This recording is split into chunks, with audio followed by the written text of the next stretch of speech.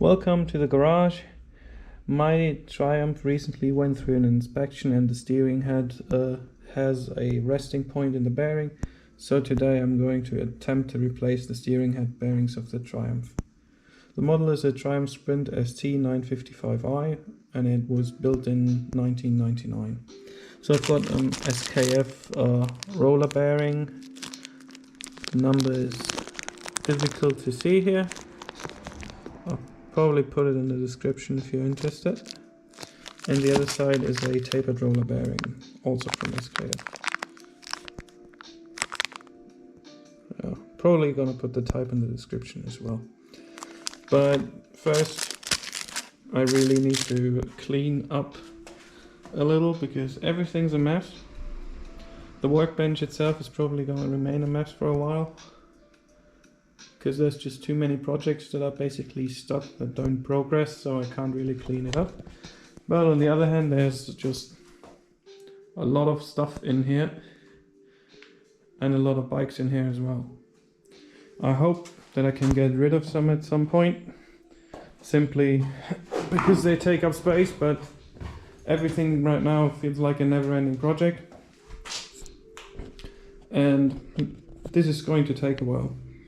For now, I'm going to remove the side fairings and probably the spoiler, although the spoiler can probably stay on.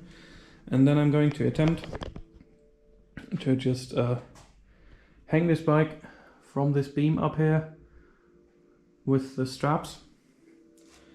The straps should hold this weight just fine, and the front needs to get up because I need to get out the dampeners, the shock absorbers I mean, so I can get out the steering head.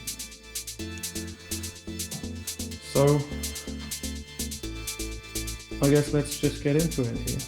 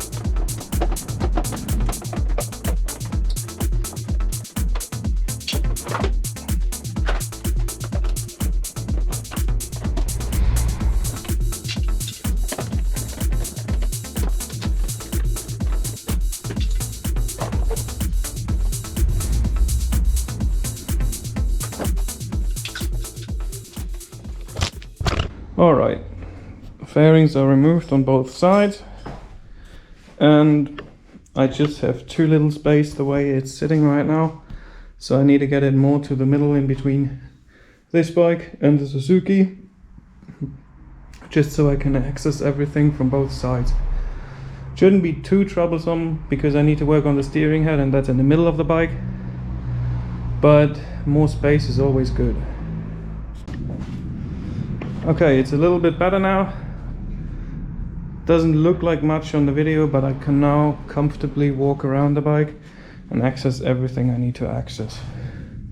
Next step is getting it up into the air. So I'm either going to go around the frame here, or I'm just going to use the frame sliders. These should be strong enough to pull up the bike. So I'm pretty sure this is what I'm going to do, because it's just easy access on both sides.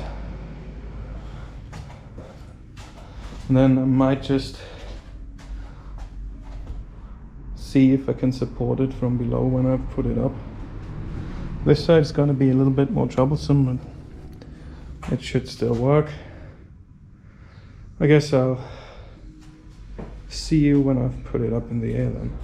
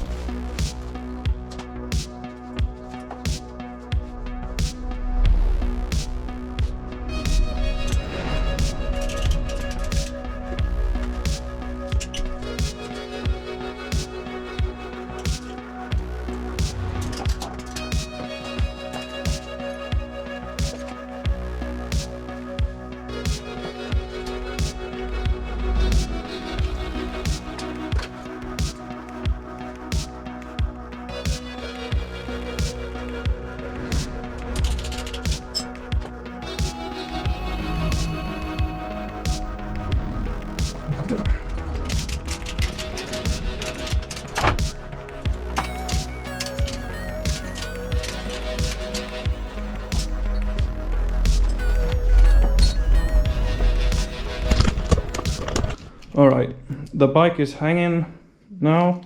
It's not completely in the air, it's sitting on the rear wheel and the front is up top. I've hooked these two into the frame itself because the hooks aren't wide enough to attach to this frame slider. On the other side, I could hook around this just fine. It's not really in the way of anything, and I can lift it up like this.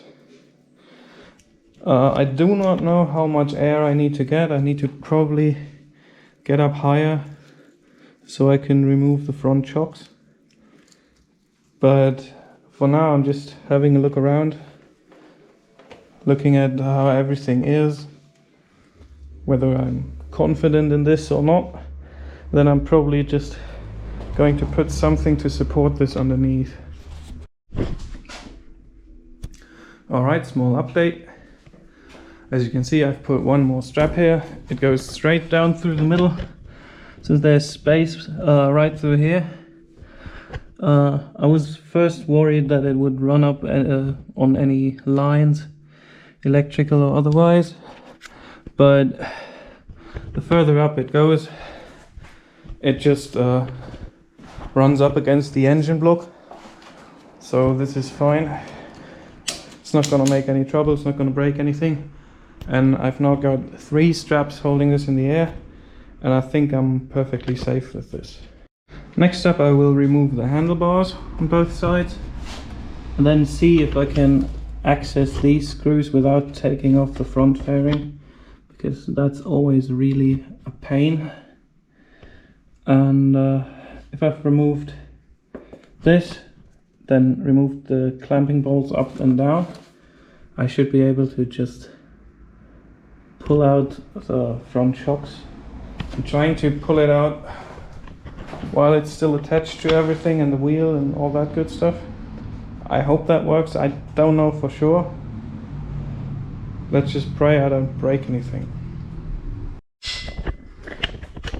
Okay, as you can tell from all of the chaos and the stuff lying around, I decided to do the smart thing and just take everything off. Otherwise I would have had trouble with the speed sensor, with the braking system, you know, pretty much everything. I think it's just smarter and probably faster to take it all off in the end. Now all I need to do is take the shocks out. I reclamped them a little, so it's just these two bolts. They should come out easily. And then take the triple tree off and look at the steering head. So the resting point, as you can tell, probably, there's a lot of stuff flying around, so it's a bit harder to tell, but the resting point is straight in the middle here. I'm putting a bit of force in it and it just wants to stay solidly in the middle, and it just goes a little over the point when I go to the left and the right. I should have probably demonstrated this before I took everything apart, but I wanted to get to work. So it moves easy past the point, to the right and to the left, but when I go straight to the middle, it just wants to rest, and it needs a little bit of persuasion to go past that point. So that's the resting point in the bearing, which is why it now needs to be replaced. Okay, I'll see you again when I take the triple tree off. And now time to take it off.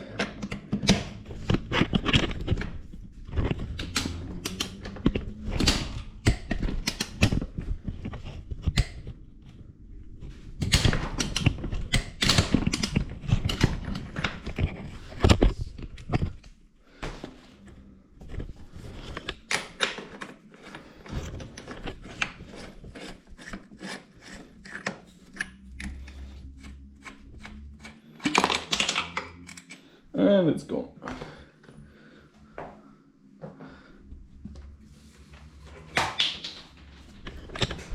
Yep. I'm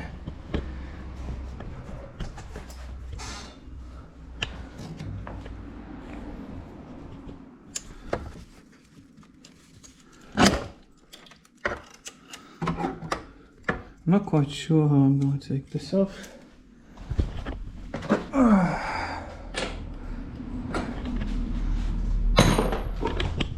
But I might just have the right size somewhere over here. Don't think it's this one. No. It's one of these two.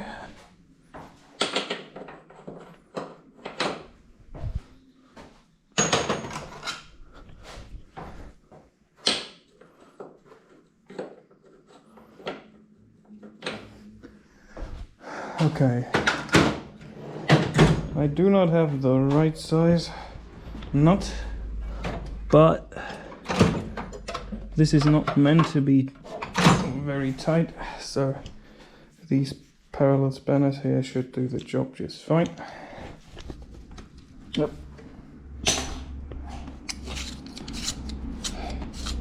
There it goes.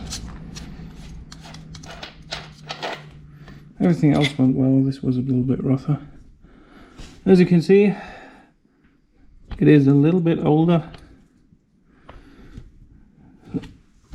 And now I know for sure, because I wasn't 100% earlier, that the top one is definitely a roller bearing. It might be that both of them are roller bearings, because I know that some forums have written that a roller bearing, a ball bearing I mean, is standard, and using a tapered roller bearing is an upgrade. So I guess I will see when it comes out whether I have two roller bearings, two ball bearings I mean, or one ball bearing and a tapered roller bearing. I'm gonna put the camera aside so I don't drop the rest of the triple tree, and then we'll have a look at what I get out of here. Okay, that was easy enough. The lower one is definitely a tapered roller bearing. It looks to be okay, but I mean, I'm gonna replace them, of course. Gonna have to see how I get this off. And now I just have to get the bearing out that's still in the bike itself, and I have to get the upper part of the bearing out of the frame as well. I'll see how I do that then. Okay, as you can see, I have the tool just for the job, and ever since I did the steering head bearing on the Ducati, I was a little bit frustrated because at that point I did definitely not have the right tools for the job. So this is just a cheap bearing knife, and it works just fine. Put it over this, put it over the bearing, then screw everything together, and it pushes out the bearing, and easy done. And this is the lower triple tree with the bearing removed. The bearing did still fight me quite a bit, but it got a lot easier using this tool. Still, bearings kind of always put up a fight with me. I've cleaned up everything, and I'm going to put the new bearing on after I put up this dust cap.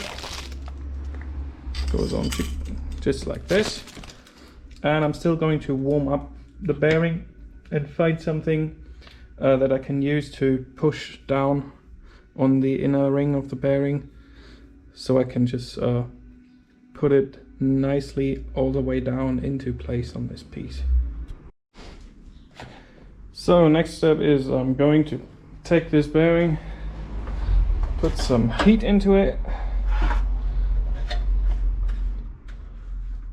something like that, where it's warmed up, not too hot preferably, but some good temperature in it. I'm going to put it on, and then I'm going to hammer it down using this and a block of wood, which I'm going to use to hit it on top with, and that should put in the bearing all right. So I did get lucky putting it in, and heating it up was enough to have it slide all the way down immediately, and it now sits nicely at the bottom of the triple tree. Next up is removing the lower bearing ring of the tapered rotor bearing. You can probably see it somewhere down there, and then removing this ball bearing up top. I'm simply going to hammer these out with a large long screwdriver, but you do have to be really careful that you don't damage the seat of the bearing. You can probably just see down there that there's a little bit of space up and down where you can set a screwdriver or any other tool to hammer it out from factory, so that you can go by the seat and onto the ring. Probably difficult to make out. Should be here and here. I forgot I had this slide hammer, so I used this instead. I did hit the first bit down with the screwdriver, and it went rather well, but the slide hammer is just the right tool for the job, so it makes everything easier. Bearing itself, it looks okay. Might have something here. Looks a bit weird, but overall it looks alright. Now I'm going to clean the seat, and then I'm going to see how I can reseat the other bearing in there. I'm still going to knock out the ball bearing on the other side, and I'm probably going to use this as well. And here it is. Came out pretty easily. Gonna have a look at it, see if I can find a resting point on this thing, and then gonna clean over this side as well, although the bearing surface looks really good, and then we're gonna put it all back together.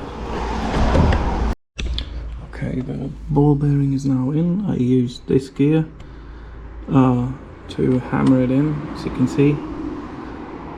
If I use this side, there's a little bit of space, so nothing is touching the inner bearing ring. I can just hammer it in flush. Okay, the bearing ring for the tapered roller bearing is now in.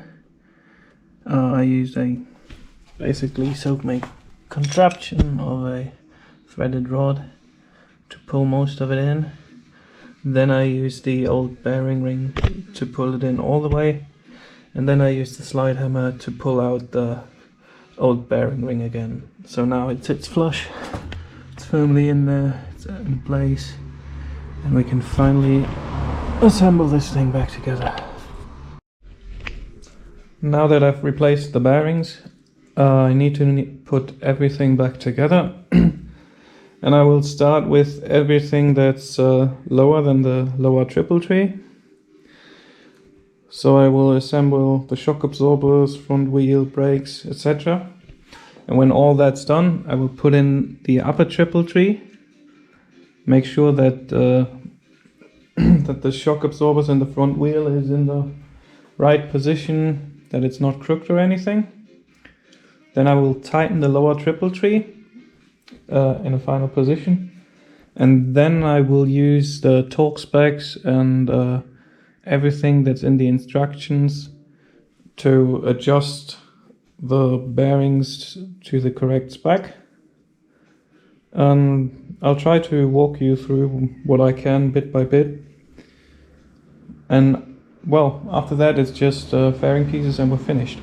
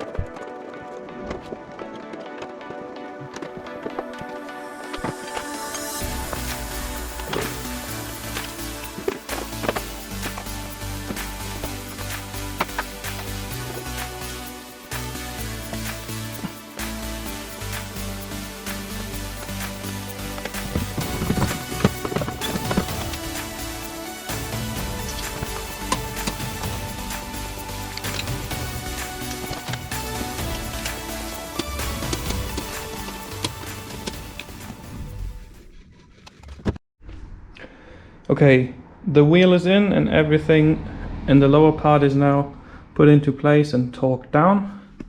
The torque specs are the following. The shaft for the front wheel gets 61 Newton meters, the pinch bolts get 20 Newton meters, the brake caliper bolts get 40 Newton meters, and the lower pinch bolts and the lower triple tree, the bigger screws, get 35 Newton meters. Now let's get to adjusting the bearing play, and then we can finally put everything back together and put the bike back on the ground. Okay, the play of the steering head bearings is adjusted as follows. First, this nut, 38mm nut, gets 32 Newton meters, and then it gets loosened. After it's loosened, it's tightened by hand until there's no more play left in the forks. Afterwards, the upper triple tree is put up, and after that, everything that remains is just put into place, and that is it. Let's get to it. I do have a 38mm socket here. Problem here is, this in here is just barely enough space for it to grip onto this nut. So I just have the slightest bit of contact that I have to use to apply the torque to this.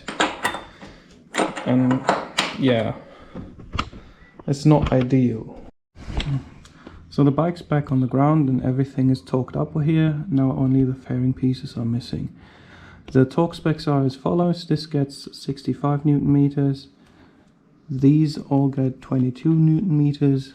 And the other pinch bolt gets 20 Newton meters. And I have to say, one of the most annoying things was actually, well, as before, reaching the pinch bolts down there, the bigger ones. And something I didn't really think of was line management. The wires and electronic wires and brake lines and everything that goes through here. It's really difficult to line that up if you do it after you've installed the triple tree and the shocks. And the best thing to do is probably make a picture before you take everything apart, so you can check how you can put everything back together. So the steering needs to rotate freely. It needs to reach the end stops here and here without pinching anything, without getting in the way of anything. That's really important. So be careful about that.